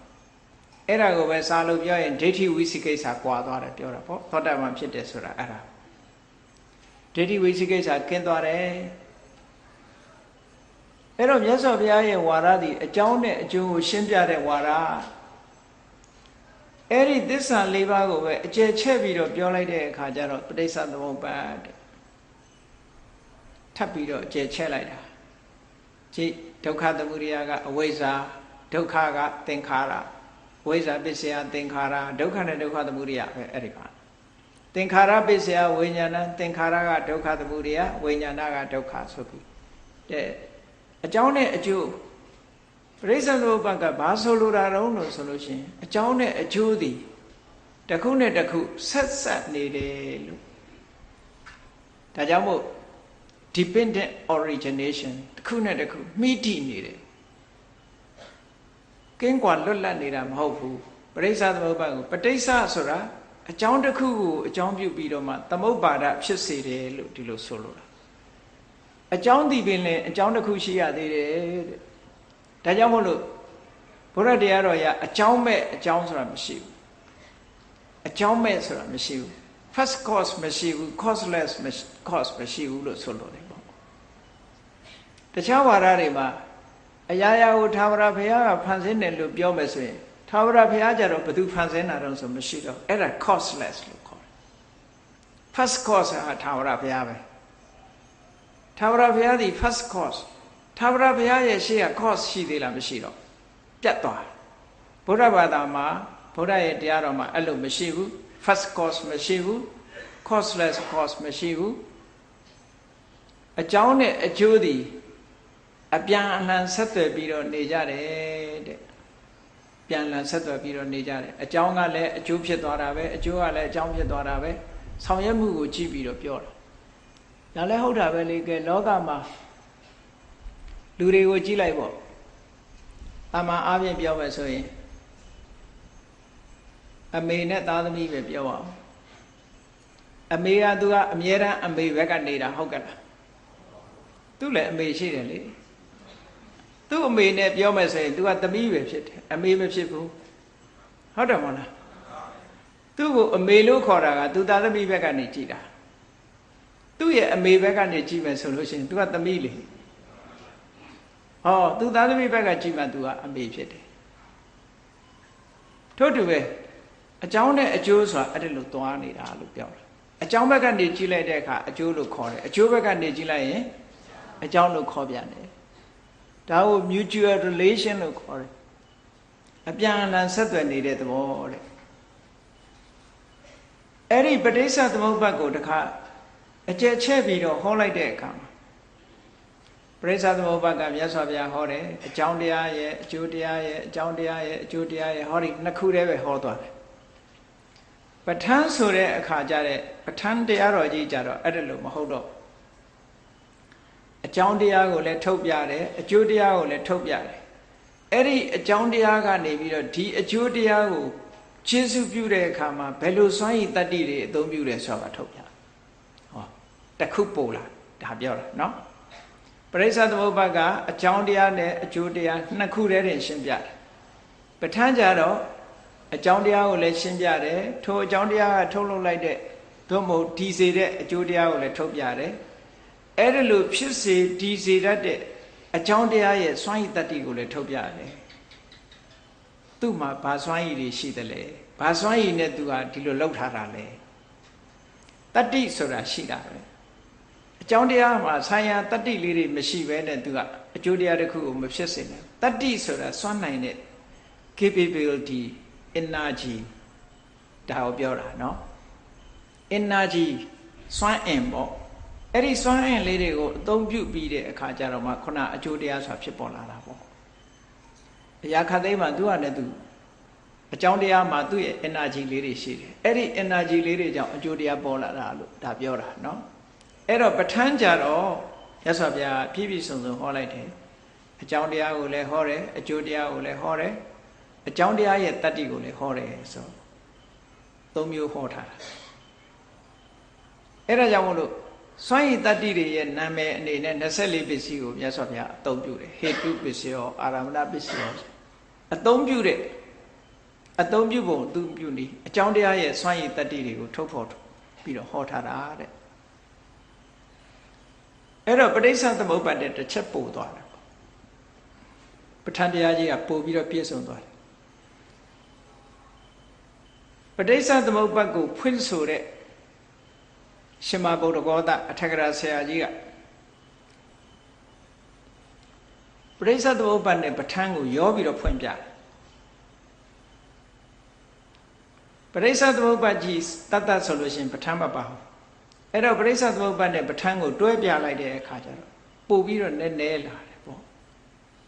ဒါကြောင့်မို့ဒီပဋိစ္စသမုပ္ပါဒ်ကိုရှင်းပြဖို့ရကြတော့ရှင်မဗုဒ္ဓဂေါတတောင်မှပဲသူကပင်လေကြီးထဲမှာသူဟာမရနိုင်တယ်လို့ပဲအမတန်နဲ့တဲ့ပင်လေကြီးထဲမှာမရနိုင်တယ်လို့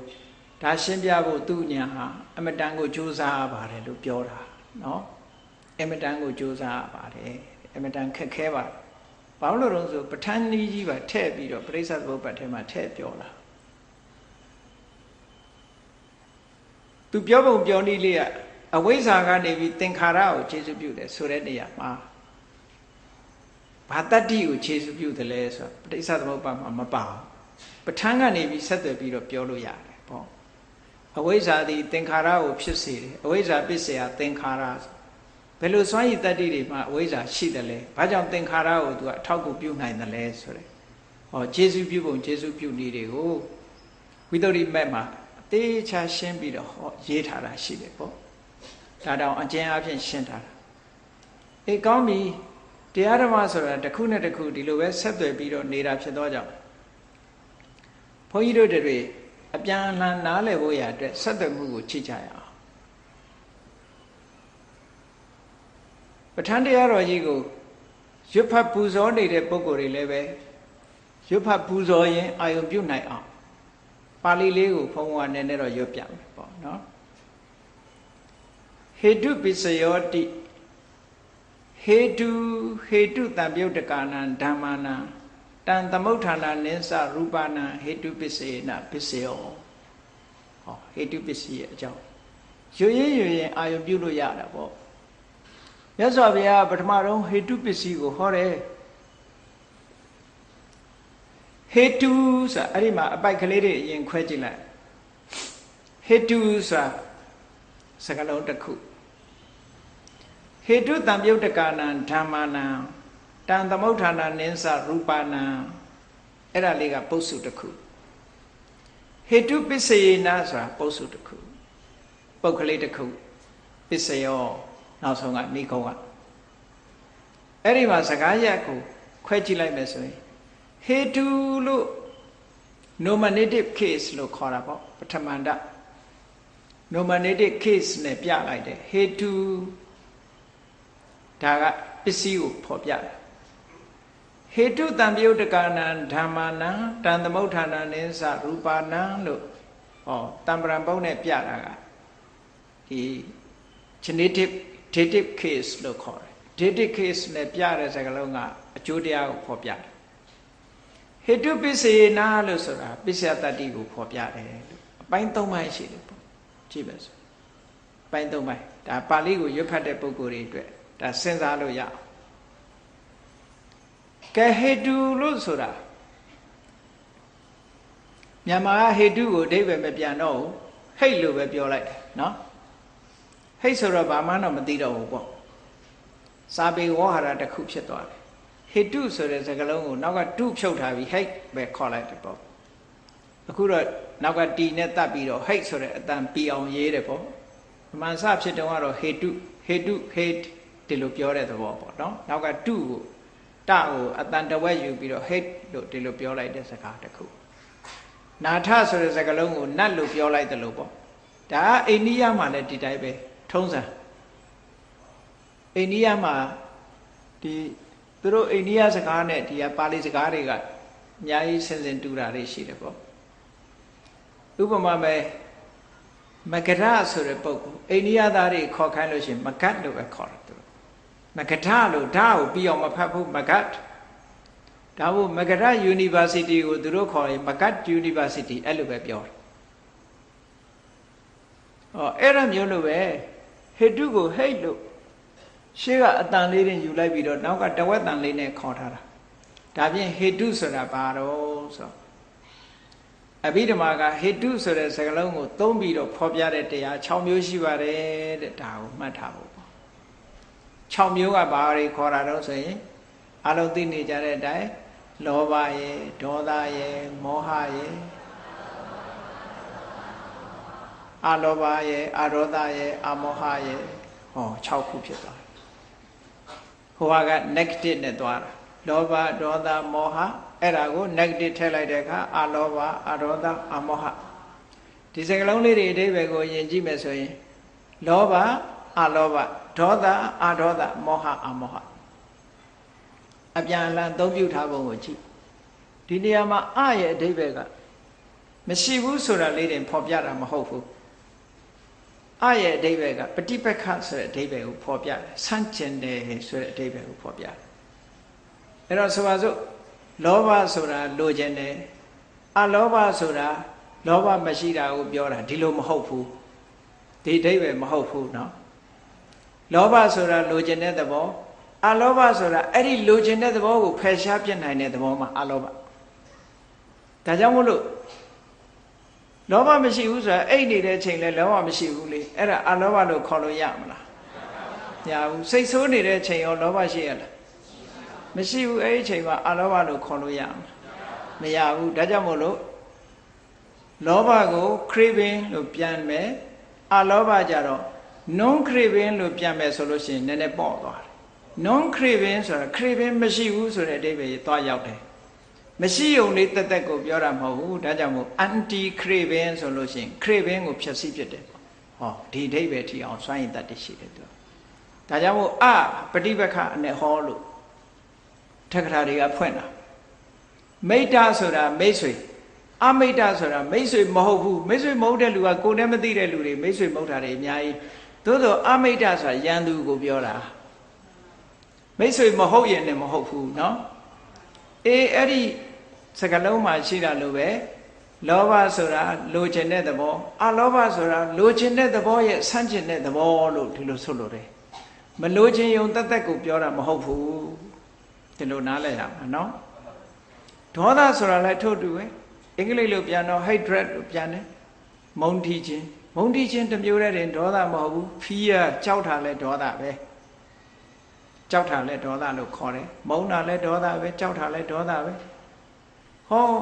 အဒေါသကြတော့အမုန်းမရှိုံတသက်ကိုအဒေါသခေါ်တာမဟုတ်ဘူးအကြောက်မရှိုံတသက်ကိုအဒေါသလို့ခေါ်တာမဟုတ်ဘူးအဲ့ဒီကြောက်ရွံ့ခြင်းမုန်းတီးခြင်းကိုဖယ်ဖြတ်နိုင်တဲ့သဘာဝတရားမှာအဒေါသတဲ့ဟောဒါကြောင့်မို့ anti hatred anti fearness ဟော anti ဆိုတဲ့စကားလုံးနဲ့သုံးလို့ရှိရင်ပို့ပြီးတော့အဓိပ္ပာယ်ရထို့တူပဲမောဟဆိုတာ delusion တွေးဝေတယ်ဘာမှမသိဘူးဆိုတာအမှားသိနေတာကိုပြောတာနော် तू မသိဘူးဆိုတာမဟုတ်ဘူးသိတယ်သိပေမဲ့ तू ကတလွဲသိတယ်မောဟရဲ့အဓိပ္ပာယ်ကဟိုအမှားကိုအမှန်ထင်နေတာတို့အမှန်ကိုအမှားထင်နေတာတို့အဲ့လိုတလွဲသိနေတယ်တွေးဝေတယ်လို့ခေါ်တယ်အမောဟကြတော့အဲ့ဒီတွေးဝေမှုကိုပယ်ဖြတ်နိုင်တဲ့ပညာတဲ့ဒါကြောင့်မို့လို့ तू က delusion anti delusion တာမန်လေးတွေ non delusion လို့ပြန်လို့ရှိရင်တွေ့ဝေမှုကင်းယုံလေးတယ်ပဲအမောဟလို့အတိပ္ပယ်ရောက်သွားတယ်တဲ့ဟောအဲ့ဒီအတိပ္ပယ်မရဘူးမဟုတ်ဘူးတဲ့ဆိုလိုတာမဟုတ်ဘူးအဲ့တော့ကဲဒီသဘာဝလေးတွေကိုရှေးဥစွာနားလည်ပြီးလောဘဆိုတာလဲကိုယ်နဲ့ယဉ်နှီးပြီးသားအလောဘဆိုတာလဲယဉ်နှီးပြီးသားဒေါသအဒေါသမောဟအမောဟဟောအကောင်းတဲ့အဆိုးလေးတွေတွဲပြီးတော့ပြထားတယ်အဲ့ဒီ6ခုကိုဟိတ်6ပါးလို့စာပေမှာသုံးတာပေါ့အဲ့ဒီဟိတ်6ပါးသည်ဟောဒီဟေတုပစ္စည်းနဲ့ဆိုင်တဲ့အကြောင်းတရားပါပဲသူကနေပြီးတော့အကျိုးပြုလိုက်မယ်ဘာတွေကိုအကျိုးပြုလဲဆိုတာအဲ့ဒါကိုကြည့်ရကြည့်ဟေတုတံပြုတ်တကာနံဓမ္မနံအဲ့ဒီဟေတုဆိုတဲ့6မျိုးကိုစစ်စစ်ပြီးတော့ကြည့်လိုက်မယ်ဆိုရင်လောဘသည်သူ့ဟာသူတခုတည်းမဖြစ်ဘူးသူကဘာနဲ့ဖြစ်တုံးဆိုလောဘမှုစိတ်နဲ့တွဲပြီးတော့ဖြစ်တယ်လောဘအခြေခံတဲ့စိတ်နဲ့တွဲဖြစ်တယ်လောဘဖြစ်ရင်အ ਨੇ ဆုံး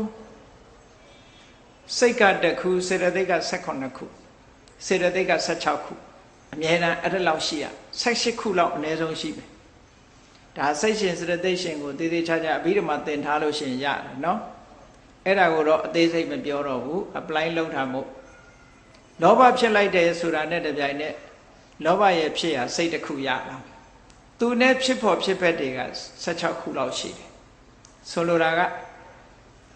universal mental properties ဖတ်တာတို့ဝေဒနာတို့တင်ညာတို့စေရနာတို့ဧကဂတတို့ဇီဝိတ္တတွေလို့ဆိုတဲ့ဒီသဘောတရားတွေပါဒါတွေပါလာမယ်ပြီးတော့ဝိတ္တတို့ပါလာမယ်ဝိสารတို့ပါလာမယ်နော်ပီတိတို့ပါလာမယ်ဒီသဘာဝတရားတွေသူနဲ့တူတူရှင်ပြီးတော့ပါလာလိုက်မယ်ပြီးတော့မောဟတို့အဟိရိကတို့အနုတ္တပတို့ဆိုတဲ့သဘာဝတရားတွေပါလာမယ်ဒါအဘိဓမ္မာသင်ထားရင်တရားကိုနားလဲတယ်နော်အဲ့တော့ဆိုလိုတာကလောဘလေးဖြစ်လိုက်တာနဲ့တပြိုင်နက်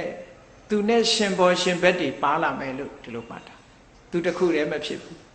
ရေလို့ဆိုလိုက်တာနဲ့ H2O ဆိုတာသိရတယ်လို့ပဲလောဘလို့ပြောလိုက်တာနဲ့တပြိုင်နက်လောဘနဲ့ရှင်တဲ့စိတ်တွေသူနဲ့တွဲဖက်တာတဲ့စေတသိက်တွေပါလာမယ်ဆိုတာမှတ်ထားပေါ့ခြုံငုံပြီးတော့ပြောမယ်ဆိုရင်လောဘနဲ့ဖြစ်တဲ့စိတ်ဒီလောဘစိတ်8ခုစေတသိက်က22ခုသူပါဝင်22ခုဟောလောဘစိတ်8ခုစေတသိက်22ခုသူဖယ်လိုက်လို့ရှိရင်21ခုအဲ့ဒါကိုဟေတုတံပယုတ်တကာနံဒီနေရာလောဘတစ်ခုတည်းကိုယူရပြောမယ်ဆိုရင်ဟေတုတံပယုတ်တကာနံလောဘဆိုတဲ့ဟိတ်နဲ့ရှင်တာဒါလို့ဆိုလို့ဟိတ်6ပါးလုံးကိုယူရပြီးတော့ပြောဆိုလို့ရှိရင်တာဟိတ်စိတ်82ခုရှိတယ်82ခုရှိတယ်အဲ့တော့ကဏ္ဍန်တွေတော့ဘုန်းကြီးကမပြောတော့ပါဘူးเนาะကဏ္ဍန်တွေပြောရင်ရှုပ်သွားမစို့လို့ကဏ္ဍန်တွေပြောရင်ရှုပ်သွားမစို့လို့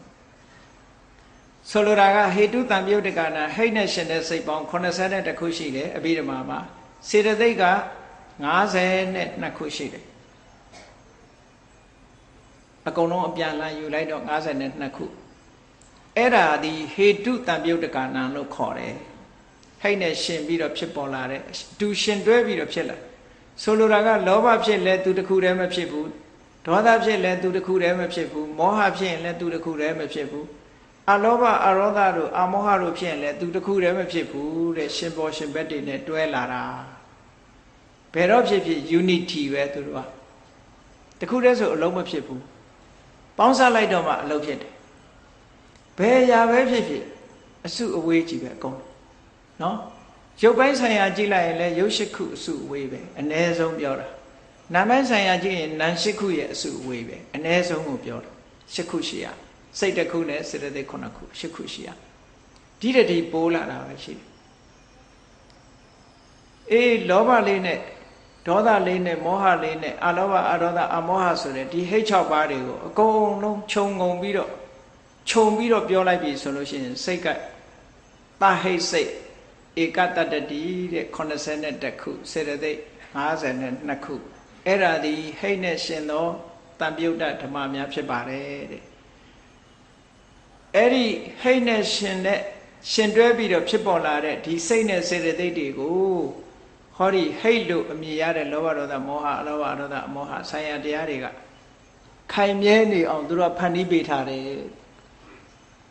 ဒီလိုဆုံးလို့လေဒါစိတ်ပိုင်းကိုပြောတာတခါရုပ်ပိုင်းဆိုင်ရာကိုကြည့်လိုက်တန်သမုဋ္ဌာနာနိစ္စရူပနာနဲ့စိတ်ဖြစ်တာနဲ့တပြိုင်နက်များသောအားဖြင့်စိတ်တွေအားလုံးလို့ဟိုမြင်သိစိတ်တို့ကြားသိစိတ်တို့ကလွဲရင်အရူပဘုံမှာဖြစ်တဲ့ဝိဘက်စိတ်တွေကလွဲရင်အလုံး14ခုကလွဲရင်ဉာဏ်နဲ့စိတ်တွေဟာဖြစ်လိုက်တာနဲ့တပြိုင်နက်ရုပ်ကိုထုတ်လုပ်ပြီးသားပဲသူတို့ကစိတ်တစားရုပ်ကိုသူတို့ကထုတ်လုပ်လိုက်တယ်သူဖြစ်လိုက်တာနဲ့ထုတ်လုပ်ပြီးသားဖြစ်တယ်ကြည့်လေမီးလေးတွေကလင်းလိုက်တာနဲ့တပြိုင်နက်အလင်းရောင်ကိုမထုတ်လုပ်ဘူးလားထုတ်လုပ်လိုက်တာပဲချက်ချင်းထုတ်လုပ်တယ်အဲ့ဒါမျိုးလိုပဲကိုယ်တဏ္ဍာမှာစိတ်လေးတစ်စိတ်ဖြစ်လိုက်တာနဲ့အဲ့ဒီစိတ်ကလေးဒီရုပ်ကိုထုတ်လုပ်ပြီးသားဖြစ်နေပြီအဲ့ဒါကိုစိတ်တစားရုပ်လို့ခေါ်တယ်ဒီလောဘနဲ့ဒီဟိတ်နဲ့ရှင်တဲ့တဘာဝတရားတွေဖြစ်လိုက်တာနဲ့တပြိုင်နက်သူတို့ကရုပ်ကိုလည်းထုတ်လုပ်တယ်အဲ့ဒီထုတ်လုပ်တဲ့ရုပ်တွေကိုဒီနေရာမှာတန်သမုဋ္ဌာနာနိစ္စရူပနာတန်သမုဋ္ဌာနာဆိုတာထိုဟိတ်နဲ့ရှင်တဲ့စိတ်စေတသိက်တရားတွေကထုတ်လုပ်လိုက်တဲ့ရူပနိစ္စရုပ်တို့အားလေလို့ဒီလိုအဓိပ္ပာယ်ရတယ်ပေါ့အဲ့ဒီဆိုလိုတာကဟိတ်ဆိုတဲ့စေတသိက်တရားသည်သူနဲ့ရှင်တဲ့စိတ်စေတသိက်တွေရဲ့သူတို့ကပေါင်းပြီးတော့ထုတ်လုပ်လိုက်တဲ့ရုပ်တရားတွေရဲ့အဲ့ဓာတွေကိုတဲ့ဟိတုတ္တိနဲ့ခြေစုပြုပါတယ်ခြေစုပြုတာနော်လောကမှာလည်းလူတွေပြောတာမဟုတ်လားကျွန်တော်ဒါလေးခြေစုပြုပါဆိုဘာလုပ်တာတော့ဆိုသူကိစ္စလေးပြောပေးတယ်ဆောင်ရွက်ပေးတယ်လုပ်ပေးတယ်ဟောခြေစုပြုပုံပြုနည်းမတူဘူးမဟုတ်လားခြေစုပြုလိုက်ပါဆိုပြောပေးတာရှိရတယ်သူပစ္စည်းလေးတည်ပေးသွားတာရှိရတယ်ဟောတခုခုလုပ်ပုံလုပ်နည်းလေးတွေကွာပေါ့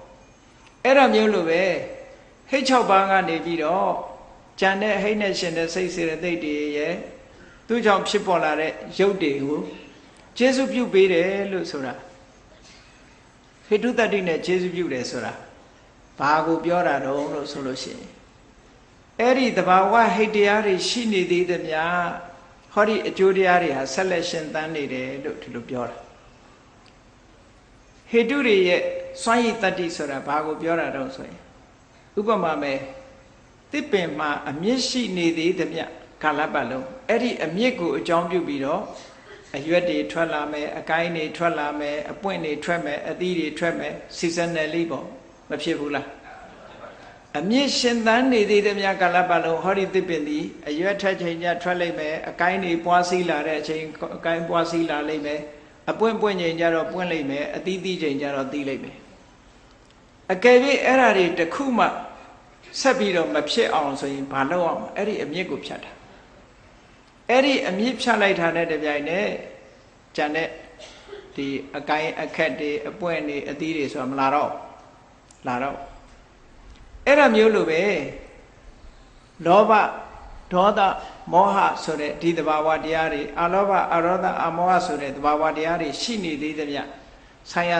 အကြောင်းတရားတွေဟာဆိုင်ရာအကျိုးတရားတွေဟာဆက်လက်ပြီးတော့ရှင်သန်နေမှာပဲလို့ဒါပြောတာเนาะကဲ apply လုပ်ကြည့်အောင်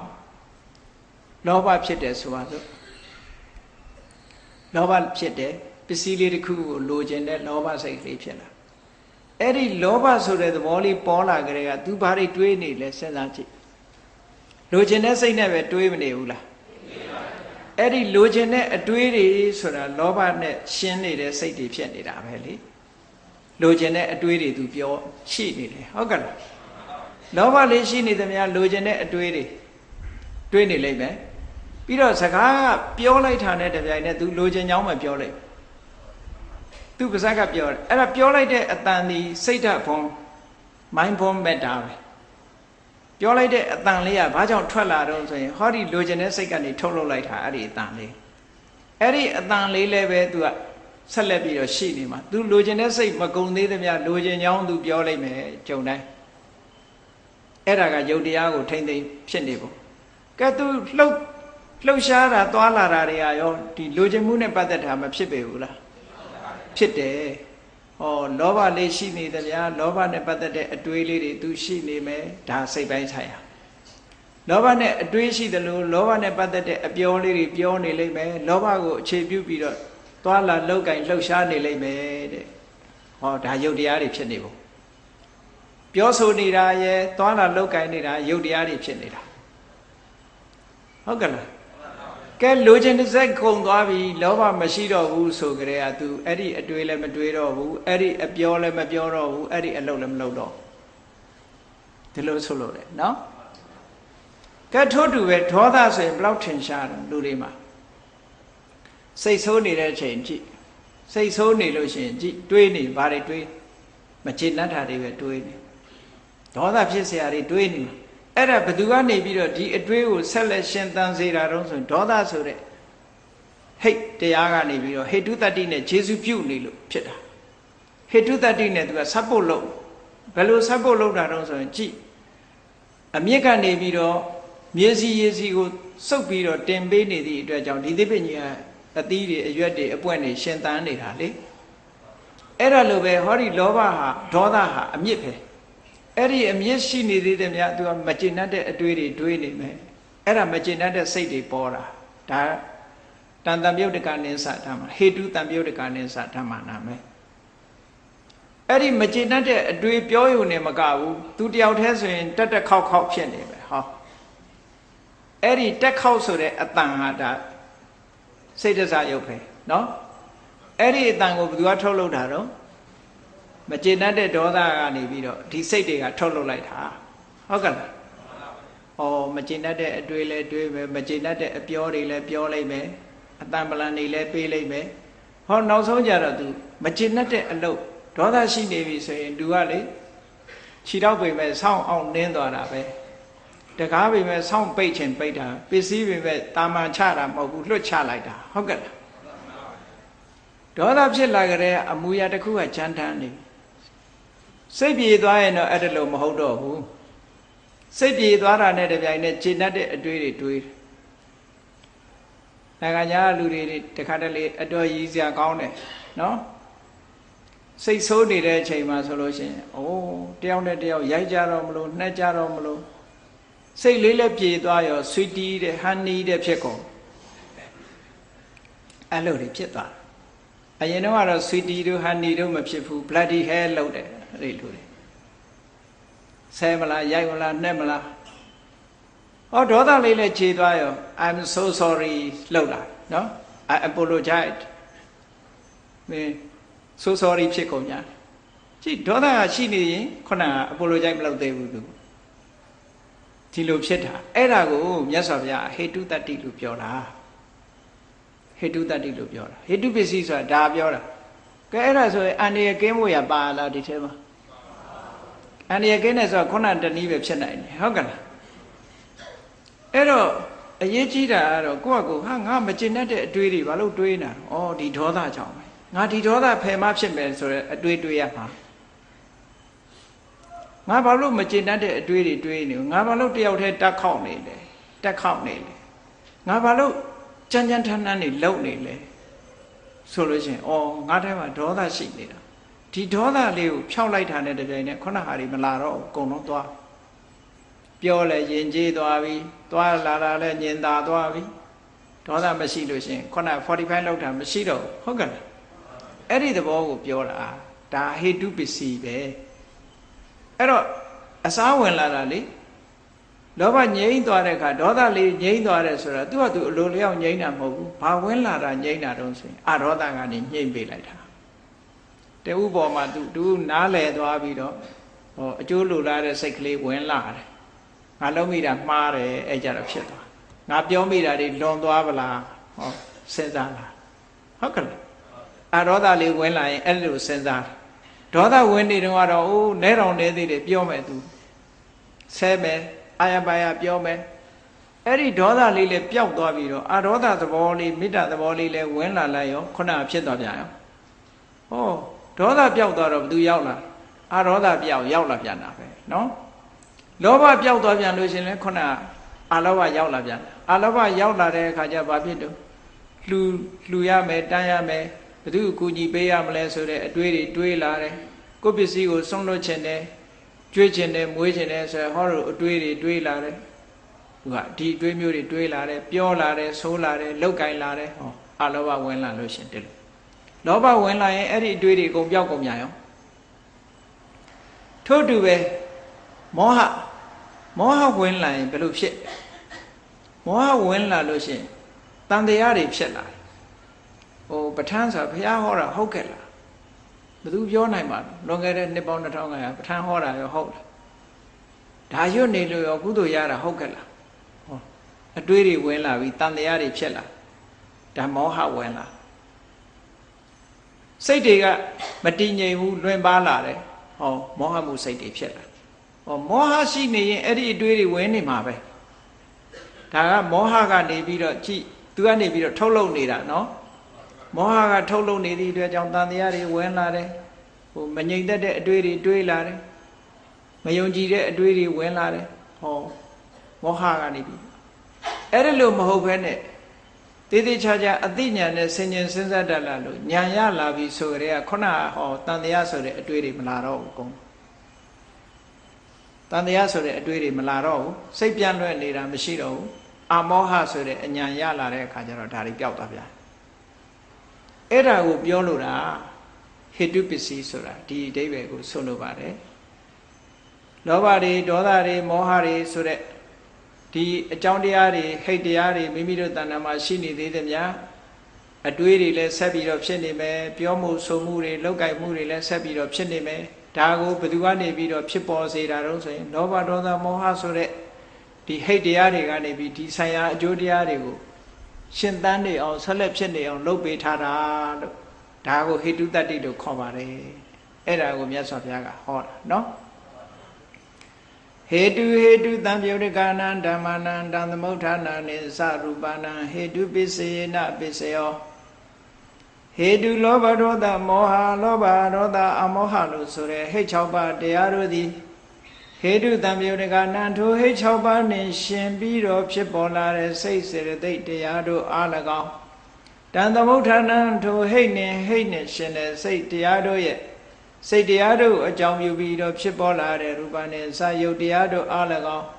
ဟေတုပစ္စေနာဟေတုတတ္တိဖြင့်ပစ္စယောဥပကာရကောကျေစုပြုတတ်သည်ဟောတိစင်စစ်မသွေဖြစ်ပါပေတော့ဤ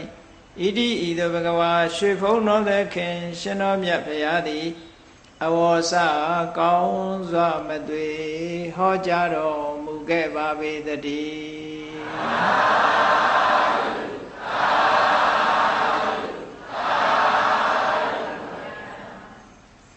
ဤတွင်မဲ့ဒီကနေ့အပိုင်း1ပဋ္ဌာန်းမြတ်ဒေသနာတရားပြည့်စုံပါပြီနောက်ရက်များမှာဆက်ပြီးတော့အခြားပစ္စည်းတွေနဲ့ဘယ်လိုဆက်နွယ်ပြီးတော့ဖြစ်ပေါ်တယ်ဆိုတာကိုဆက်ပြီးတော့ဟောပေးပါမယ်ဒါကြောင့်မို့တရားချက်ခင်သူတော်စင်ပြိဿတ်တို့ဒီဘုရားမြတ်စွာဟောကြားတော်မူခဲ့တဲ့ပဋ္ဌာန်းတရားတော်ကြီးကိုနာယူမှတ်သားပြီးတော့မိမိတို့ဘဝနေတတ်ထိုင်တတ်အကြောင်းတရားအစစ်မှန်တွေကိုသိပြီးတော့အကြောင်းဉာဏ်အကျိုးဉာဏ်တွေကိုရရှိပြီးတဲ့အခါမှာဘုရားမြတ်စွာဟောကြားတော်မူခဲ့တဲ့အကြောင်းတရားတို့ရဲ့ခင်းရာဖြစ်တဲ့နိဗ္ဗာန်ချမ်းသာကိုကိုယ်စီကိုယ်ငါမျက်မှောက်ပြုနိုင်ကြပါစေ